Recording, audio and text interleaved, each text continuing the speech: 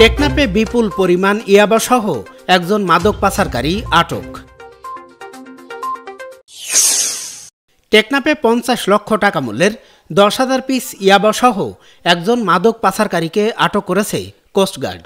আজ ১০ নভেম্বর সোমবার সকালে কোস্টগার্ড মিডিয়া কর্মকর্তা লেফটেন্যান্ট কমান্ডার সিয়ামুল হক এ তথ্য নিশ্চিত করেছেন।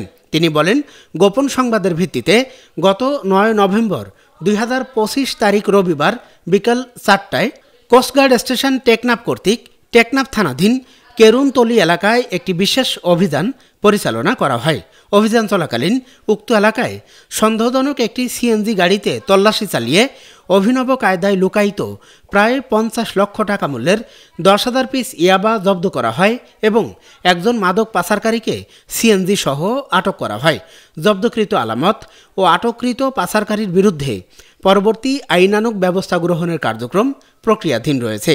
তিনি আরও বলেন, মাদকের ভয়াল থাবা থেকে তরুণ প্রজন্মকে রক্ষায় কোস্টগার্ড ভবিষ্যতে এ ধরনের অভিযান অব্যাহত রাখবে।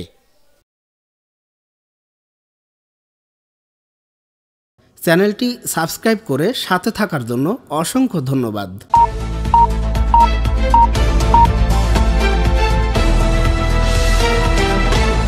৪৮ বাংলা টিভি, বাংলা ও বাঙালির কথা বলে।